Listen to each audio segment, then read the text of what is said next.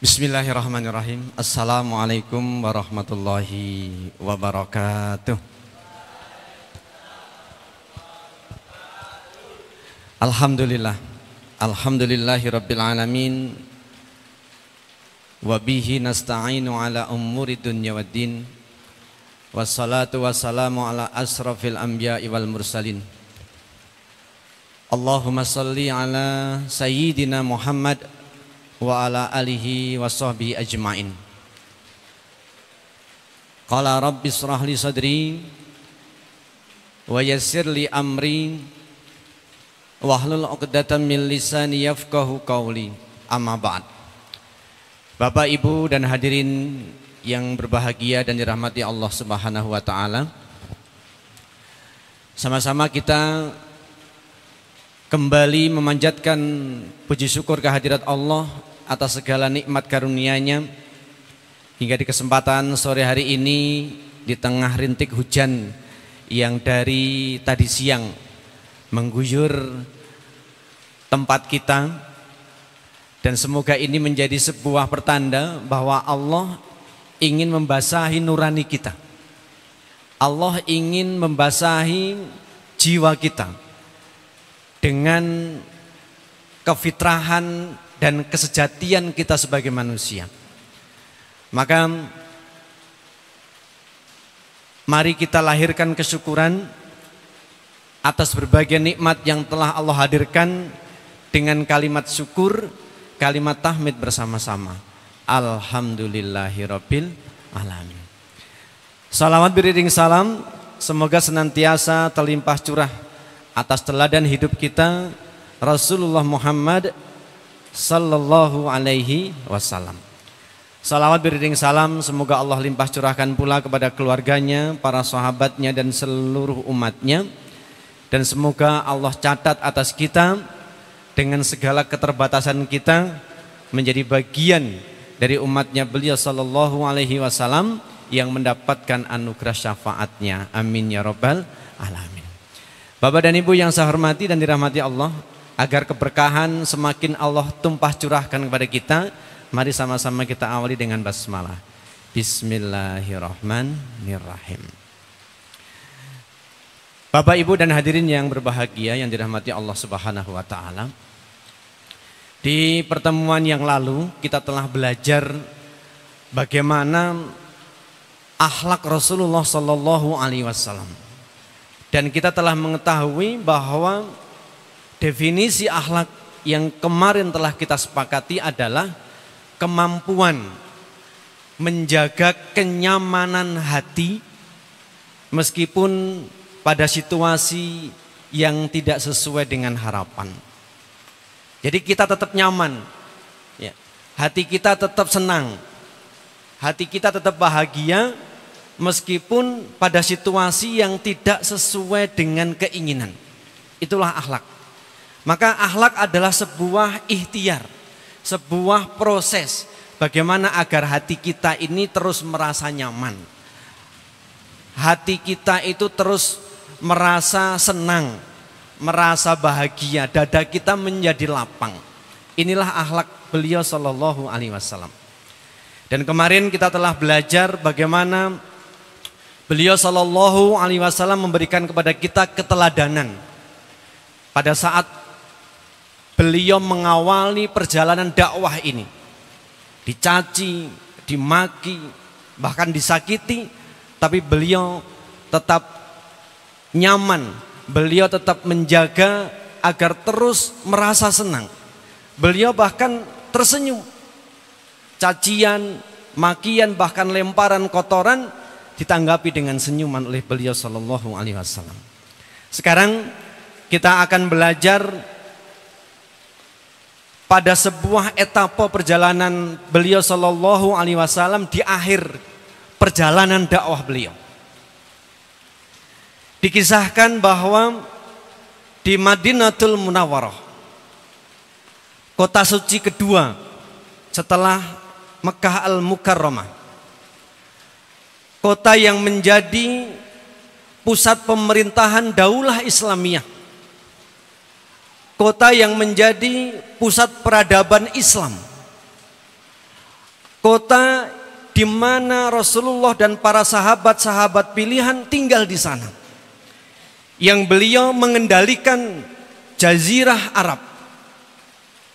Jadi beliau Shallallahu Alaihi Wasallam ini tidak hanya memimpin Saudi atau Saudi Arabia atau Arab Saudi, tidak, tapi beliau memimpin semenanjung Arabia atau dikenal dengan Jazirah Arab. Yang termasuk dalam wilayah Jazirah Arab itu, yang pertama Saudi Arabia, yang kedua Uni Emirat Arab, yang ketiga Yaman, yang keempat Bahrain, yang kelima Oman, yang keenam Kuwait, yang ketujuh Qatar. Luas wilayahnya kurang lebih 3,2 juta kilometer persegi.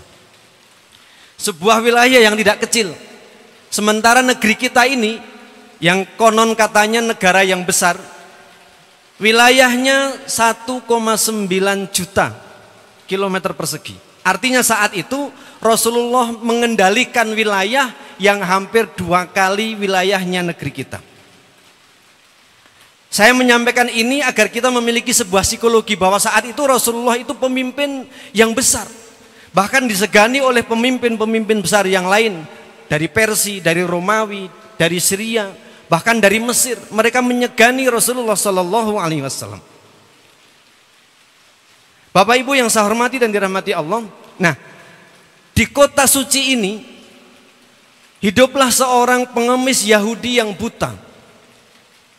Ia biasa menempatkan dirinya di ujung pasar Madinah.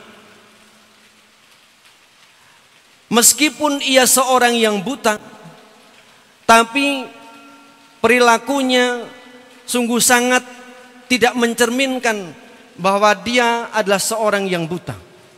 Kata-kata yang ia keluarkan adalah kata-kata yang tidak pantas dan yang tidak semestinya. Setiap orang lewat, yang ia katakan adalah mencaci Rasulullah Sallallahu Alaihi Wasallam. Ia mengatakan bahwa Rasulullah itu adalah orang yang gila. Rasulullah itu adalah orang pembohong besar. Rasulullah itu dikatakan sebagai tukang sihir dan seterusnya. Selalu ia mengatakan seperti itu, sehingga orang-orang Madinah tidak mempedulikannya. Akan tapi berbeda dengan Rasulullah Sallallahu Alaihi Wasallam. Beliau setiap pagi mendatangi pengemis Yahudi yang buta ini dengan membawa makanan.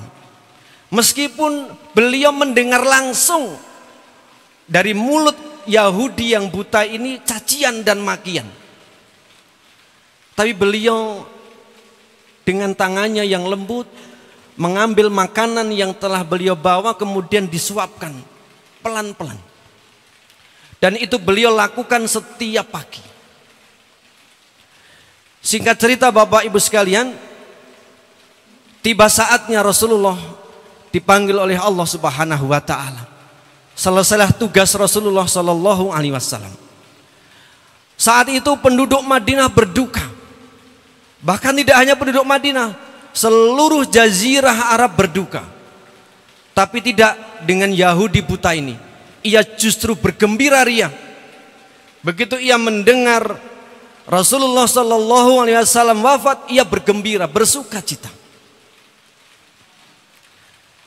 Bapak dan Ibu yang saya hormati dan dirahmati Allah Subhanahu wa taala, tapi Rasulullah sepanjang beliau hidup tidak pernah membiarkan orang-orang mengganggu pengemis buta dari orang Yahudi ini. Rasulullah meminta kepada para sahabatnya, kepada orang-orang Madinah untuk membiarkan. Ia melakukan itu karena ia tidak tahu.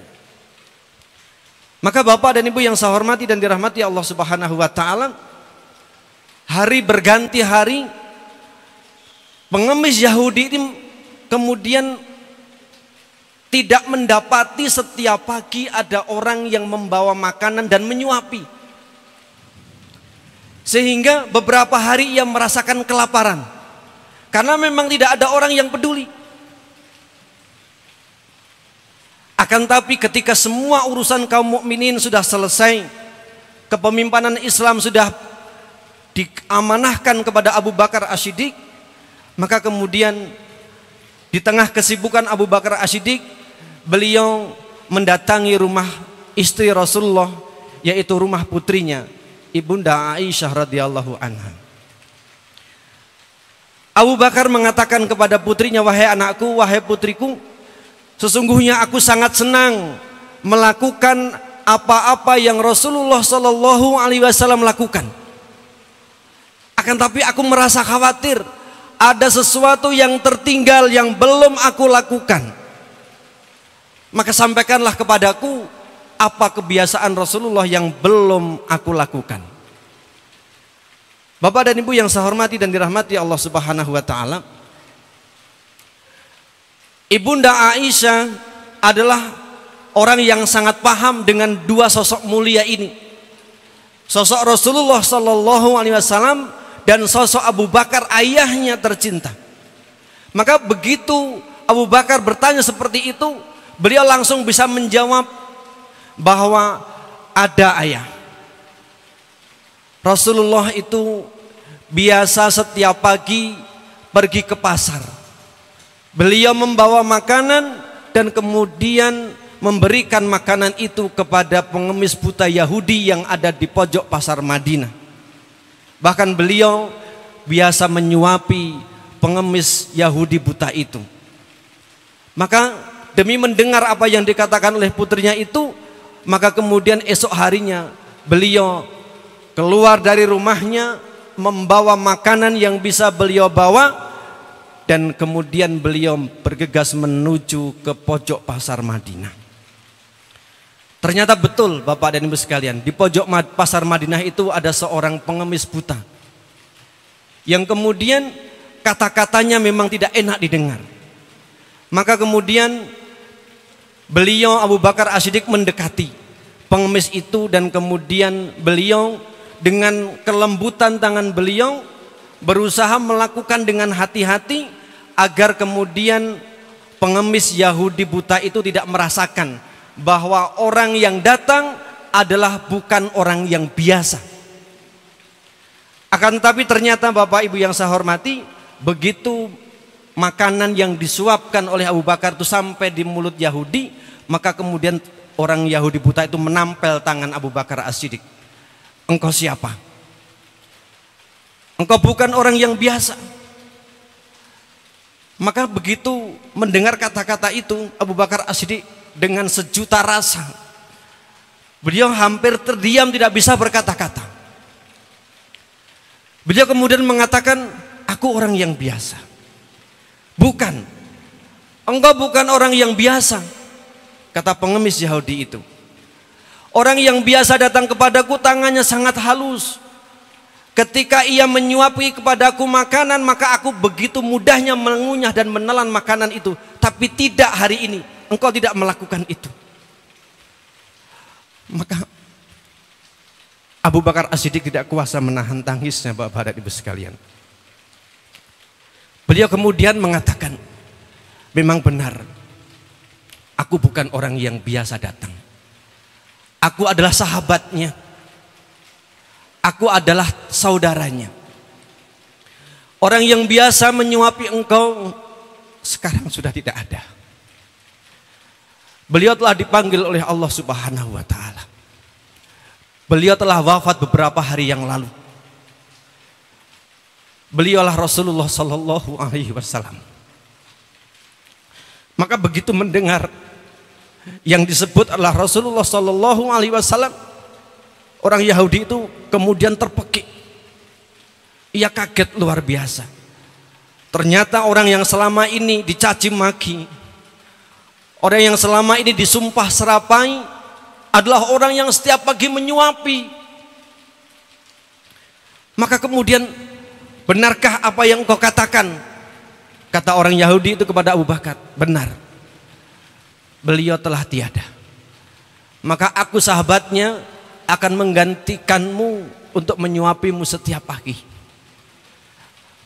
Maka kemudian pengemis Yahudi ini tidak kuasa menahan tangisnya juga. Mereka berdua menangis bersama-sama. Ternyata selama ini ia telah salah paham. Ternyata selama ini telah salah menafsirkan bahwa orang yang ia caci adalah orang yang begitu mulia. Tidak pernah sekalipun ia membalas umpatannya. Tidak pernah sekalipun ia membalas caciannya. Bahkan ia dengan tangannya yang halus, tangannya yang lembut, ia menyuapi dengan segenap perasaan. Maka orang Yahudi ini kemudian berkata kepada Abu Bakar, "Wahai Abu Bakar, sekarang ajari aku Islam. Antarkan aku menuju Islam. Jadikanlah aku menjadi saudaramu." Maka kemudian Abu Bakar mengantarkan pengemis Yahudi buta ini menjadi seorang muslim. Bapak dan Ibu yang saya hormati dan dirahmati Allah Subhanahu wa taala. Inilah Rasulullah sallallahu alaihi wasallam. Dicaci, dimaki, dikata-katai, tapi beliau tetap menjaga hati agar tidak terpengaruh oleh apa yang ada di sekelilingnya. Inilah akhlak Bapak dan Ibu sekalian. Kembali kepada definisi bahwa akhlak adalah kemampuan menjaga hati tetap nyaman meskipun pada situasi yang tidak diinginkan. Bapak dan Ibu yang saya hormati dan dirahmati Allah Subhanahu wa taala. Maka lakukan kebaikan itu sekarang. Jangan hanya seperti kebanyakan orang pandai bercerita perilaku Rasulullah sallallahu alaihi wasallam, tetapi ia tidak pandai melakukan apa yang Rasulullah sallallahu alaihi wasallam lakukan. Bapak Ibu yang saya hormati, kita tidak pernah akan menjadi baik dengan hanya menceritakan kebaikan orang. Kita tidak pernah akan menjadi sukses dengan menceritakan kesuksesan orang. Kita tidak akan pernah menjadi sabar dengan menceritakan kesabaran orang. Tapi kita akan menjadi baik manakala kita melakukan kebaikan. Kita akan menjadi sabar manakala kita melakukan kesabaran. Pun kita akan menjadi sukses manakala kita melakukan apa yang orang-orang sukses lakukan. Maka Bapak dan Ibu yang saya hormati dan dirahmati Allah Subhanahu wa taala,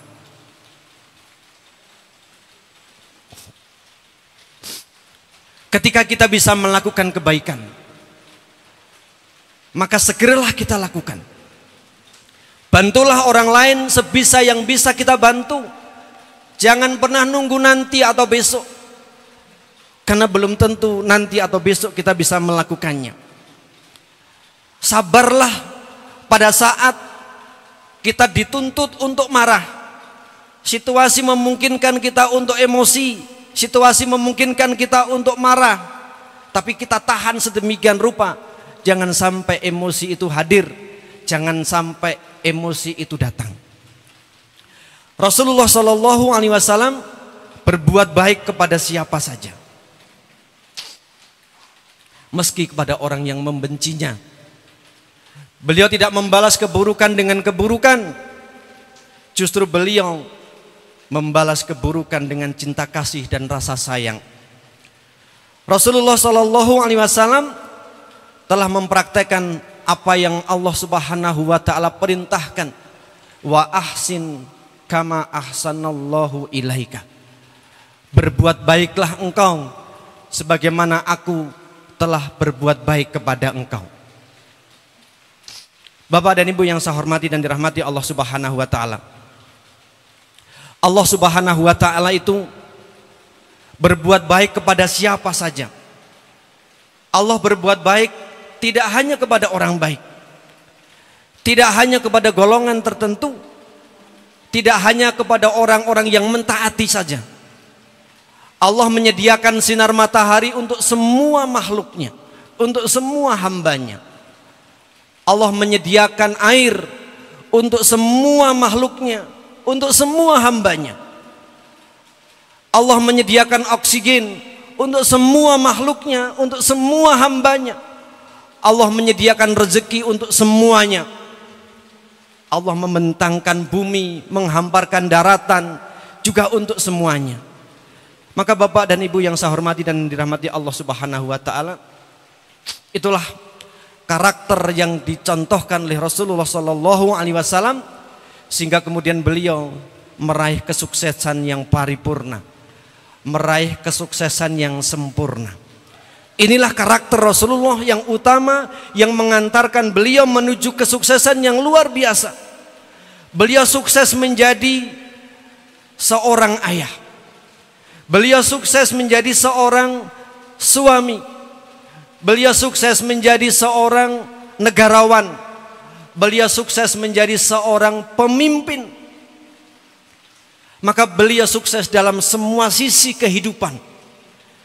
Beliau adalah sosok panutan dan sosok yang memiliki keteladanan.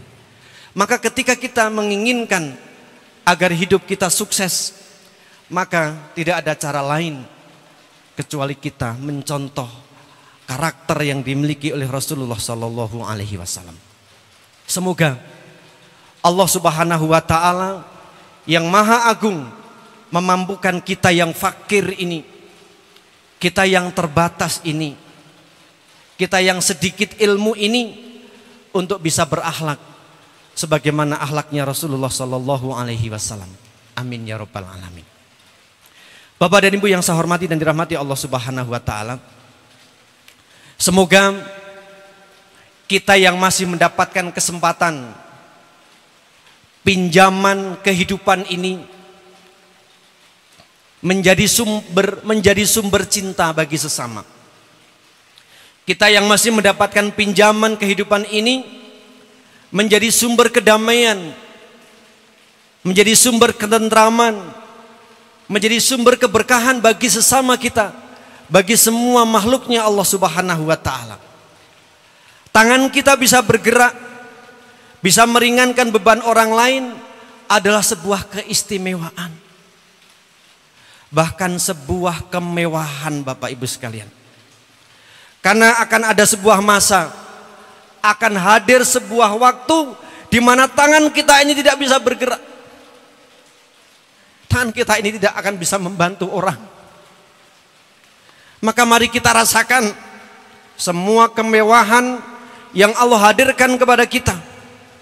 Mata kita bisa melihat, telinga kita bisa mendengar, mulut kita bisa berbicara dan bisa menelan, kaki kita bisa berjalan adalah sebuah kemewahan, sebuah keistimewaan.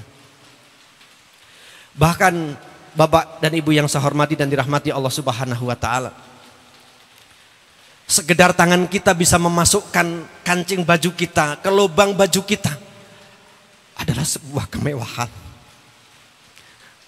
Karena bisa jadi suatu ketika tangan kita ini tidak akan bisa memasukkan kancing kita memasuki lubang yang sudah disiapkan. Maka mari kita jadikan setiap momen yang Allah hadirkan bukan sekedar sarana untuk mencapai tujuan. Karena kalau kita hanya menjadikan apa yang Allah hadirkan ini sebagai sarana, sedangkan tujuannya adalah sesuatu yang belum kita dapatkan,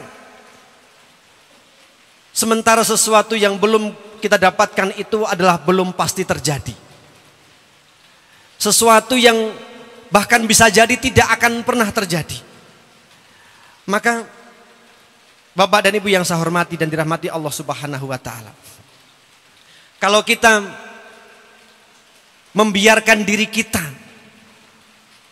untuk terus ditarik agar kita merasakan menikmati masa depan, sesuatu yang belum pasti untuk kita harap untuk bisa kita dapatkan, maka lantas kapan kita akan bahagia? Maka kapan kita akan kemudian menikmati kehidupan? Maka yang bisa dan yang memungkinkan untuk kita lakukan dan kita rasakan adalah kita menikmati apa yang Allah sajikan saat ini, hari ini. Karena nanti belum tentu menjadi milik kita. Dan kalau kita membiarkan pikiran kita hidup di masa datang, maka hanya akan ada kecemasan dan kekhawatiran. Sementara kalau kita membiarkan pikiran kita, perasaan kita kembali kepada masa lalu, hanya akan ada kesedihan dan kenestapaan. Maka Bapak dan Ibu yang saya hormati, tidak ada gunanya kita memikirkan masa lalu, karena itu hanya mengundang kesedihan. Pun tidak ada gunanya kita memikirkan masa depan, karena itu hanya akan menghadirkan kekhawatiran dan kecemasan. Maka nikmati hari ini yang Allah hadirkan kepada kita. Syukuri apa yang Allah hadirkan, maka insya Allah akan memberikan kepada kita kelebihan. Bukankah kita yakin? Bukankah kita percaya? Bukankah kita saling mendengarkan bahwa Allah Subhanahu wa taala telah menegaskan, la in syakartum la azidannakum. Barang siapa yang bersyukur, maka pasti akan ditambah nikmatnya oleh Allah Subhanahu wa taala. Maka Bapak dan Ibu yang saya hormati dan dirahmati Allah Subhanahu wa taala, apapun yang Allah hadirkan kepada kita saat ini, apakah itu sesuatu yang menyenangkan atau tidak menyenangkan? Apakah itu sesuatu yang membahagiakan atau tidak membahagiakan? Apakah itu sesuatu yang sesuai dengan harapan atau tidak sesuai dengan harapan? Tidak ada cara lain bagi kita untuk kemudian kita syukuri. Kita terima dengan sepenuh hati. Kita terima dengan segenap perasaan kita.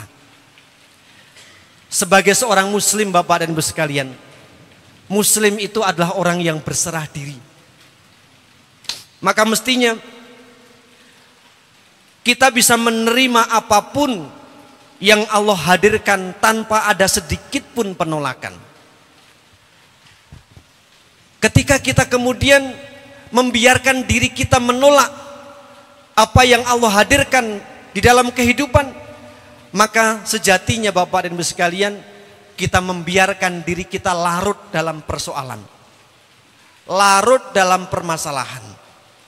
Sekali lagi saya ulangi, ketika kita membiarkan diri kita menolak apa yang Allah hadirkan, maka sejatinya diri kita telah membiarkan kita dalam persoalan, kita dalam permasalahan. Maka Bapak dan Ibu yang saya hormati dan dirahmati Allah Subhanahu wa taala, melalui kesempatan yang berbahagia ini saya ingin mengajak kepada pribadi dan kepada Bapak Ibu sekalian, ayo hiduplah kita saat ini. Hiduplah kita hari ini. Jangan biarkan hidup kita nanti. Jangan pula biarkan hidup kita sesuatu yang telah kita lewati. Maka kemudian rasakan kedamaian hadir. Rasakan kebahagiaan datang. Rasakan kemewahan yang Allah sajikan itu betul-betul terasa dalam kehidupan. Bapak dan Ibu yang saya hormati dan dirahmati Allah Subhanahu wa taala, sama orang yang belajar tentang kehidupan, kalau ia menggunakan kekuatan yang ada di luar dirinya, maka sejatinya ia membiarkan dirinya untuk berada dalam persoalan. Tapi kalau ia membiarkan dirinya hidup dengan kekuatan yang hadir, yang lahir, yang Allah telah berikan di dalam dirinya, maka dia akan bisa menjalani kehidupan. Sebuah perumpamaan Bapak dan Ibu yang saya hormati, ketika sebutir telur itu ia pecah dari dalam, maka akan lahir sebuah kehidupan. Kalau itu telur ayam, maka akan hadir anak ayam. Kalau itu telur bebek, maka ia akan hadir anak bebek. Kalau itu telur entok, maka akan hadir entok kecil. Akan tapi ketika telur itu pecah dari luar, sesungguhnya yang hadir adalah kematian. Karena yang akan datang kepada kita telur mata sapi yang tidak mungkin akan hidup lagi. Atau mungkin telur rebus atau telur dadar. Atau bisa jadi akan menjadi martabak yang menjadi kesukaan banyak orang. Itulah sebuah perumpamaan Bapak dan Ibu sekalian. Ketika telur itu memecahkan dirinya dari dalam, akan lahir kehidupan. Sementara kalau telur itu dipecahkan dari luar, maka akan berakhirlah riwayat telur itu. Pun bisa jadi ini adalah sebuah tamsil bagi kehidupan. Kalau kita membiarkan diri kita dipecah oleh pihak luar, dimenangkan oleh sosok yang tidak dari dalam diri kita, maka sangat mungkin kehancuran dan kenestapaan. Tapi ketika kita membiarkan diri kita pecah dari dalam, semangat yang menggobar, semangat yang membara, maka akan lahir sebuah kehidupan baru, akan lahir sebuah tatanan baru, akan hadir sebuah pencapaian baru. Maka Bapak dan Ibu yang saya hormati dan dirahmati Allah Subhanahu wa taala, apa yang ada dalam diri kita itu adalah pikiran dan perasaan. Sementara apa yang ada di luar kita adalah paksaan dari orang. Bisa jadi yang memaksa itu adalah guru kita. Bisa jadi yang memaksa itu adalah teman kita. Bisa jadi yang memaksa itu adalah orang tua kita. Dan kalau kita membiarkan diri kita dipaksa, maka tidak akan menjadi apa-apa. Tapi kalau kemudian kita membiarkan diri kita lahir dengan spirit yang ada di dalam, maka kita akan menjadi manusia yang penuh dengan kebermanfaatan. Manusia yang penuh dengan keberlimpahan bahkan. Maka Bapak dan Ibu yang saya hormati dan dirahmati Allah Subhanahu wa taala, ketika pikiran dan perasaan kita baik, akan melahirkan kehidupan yang baik. Ketika perasaan dan pikiran kita buruk, akan melahirkan kehidupan yang buruk. Maka sejatinya Bapak dan Ibu yang saya hormati dan dirahmati Allah Subhanahu wa taala, ketika kita membiarkan diri kita untuk kemudian menjadi bahan pengaruh dari orang lain, bahan pengaruh dari pihak lain, maka sejatinya kita sedang membiarkan diri kita terombang-ambing di dalam ketidakpastian. Kita sedang membiarkan diri kita terbawa arus yang tidak tahu kita itu akan dibawa kemana.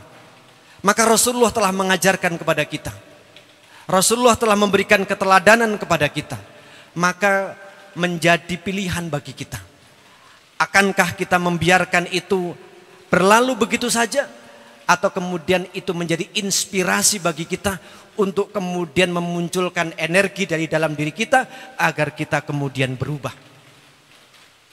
Bapak dan Ibu yang saya hormati dan dirahmati Allah Subhanahu wa taala,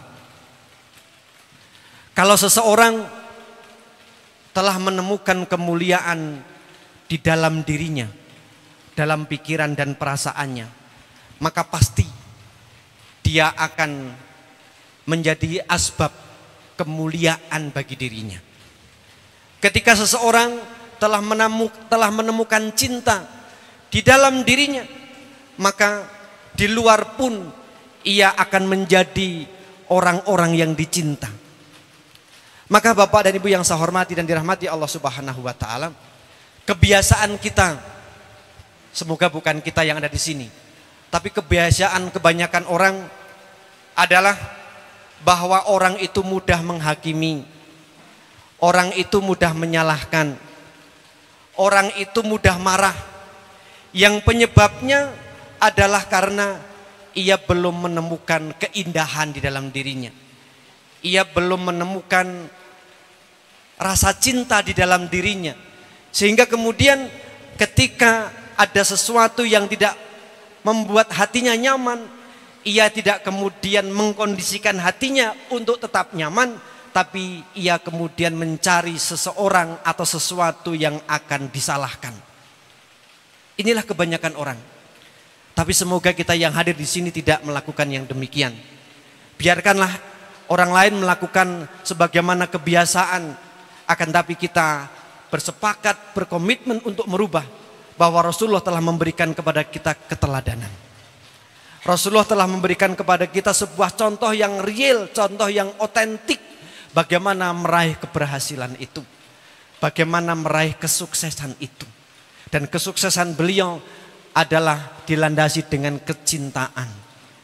Kesuksesan beliau dilandasi dengan sebuah kesadaran bahwa hadirnya beliau adalah untuk membawa kebermanfaatan. Maka Bapak dan Ibu yang saya hormati dan dirahmati Allah Subhanahu wa taala, maka marilah kita memohon kepada Allah Subhanahu wa taala di momen yang luar biasa ini, di akhir hari Jumat, di suasana yang masih turun hujan. Semoga Allah Subhanahu wa taala menjadikan suasana ini menjadi tonggak yang bersejarah bagi kita, bahwa kehidupan yang akan datang adalah kehidupan yang gilang gemilang. Kehidupan yang akan datang adalah kehidupan masa keemasan bagi kita, masa kejayaan bagi kita, masa kecemerlangan bagi kita. Maka mari saya mengajak kepada pribadi dan kepada jamaah sekalian, jangan biarkan kita larut di masa lalu, pun jangan pernah membiarkan diri kita hidup dalam angan-angan. Tapi hiduplah hari ini, hiduplah saat ini, nikmati yang Allah hadirkan dengan sepenuh kesyukuran.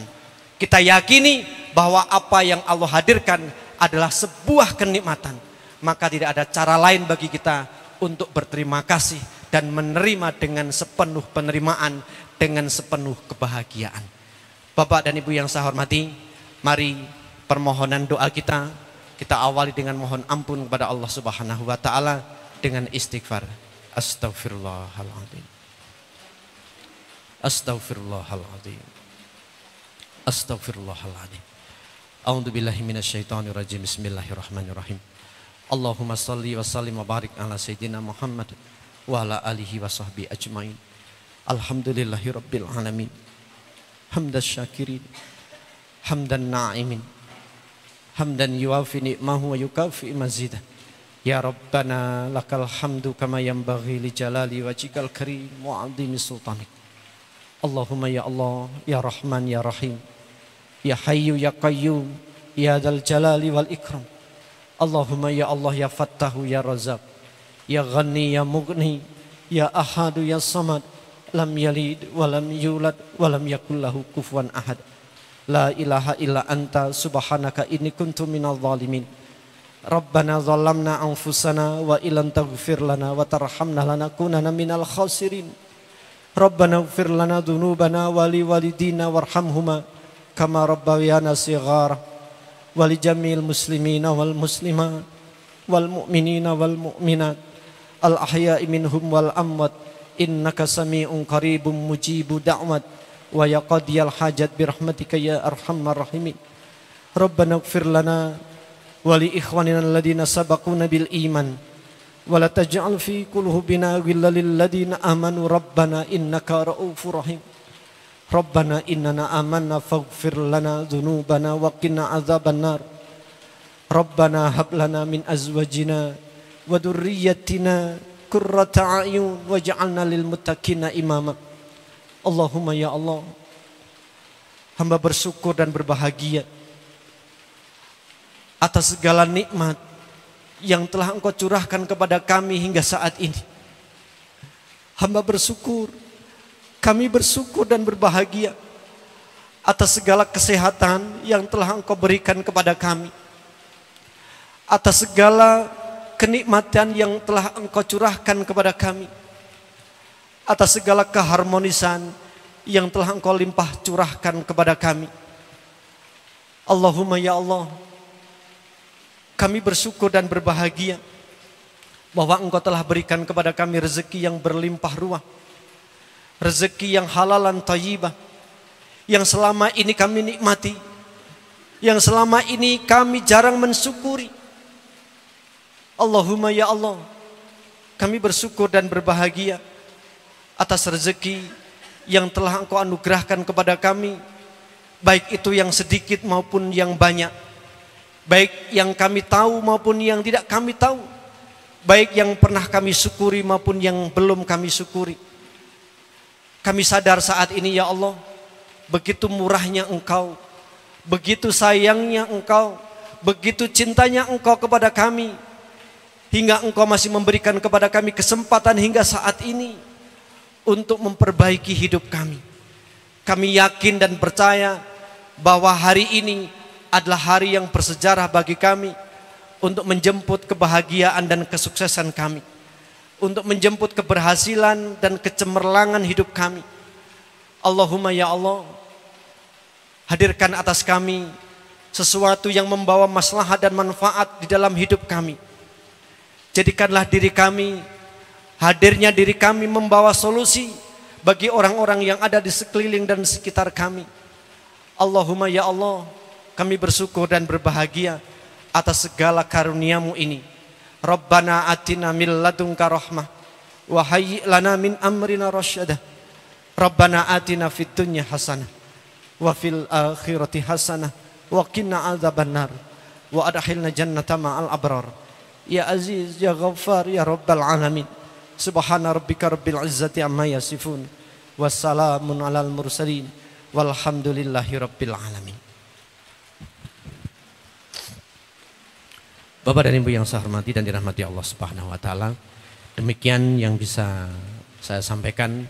Semoga yang sedikit ini benar-benar membawa kita untuk menuju kepada kehidupan kita yang lebih baik, karena kita menjadi sadar bahwa Allah Subhanahu wa taala zat yang menciptakan kita terus-menerus mencurahkan kasih sayangnya kepada kita. Afu minkum. Assalamualaikum warahmatullahi wabarakatuh.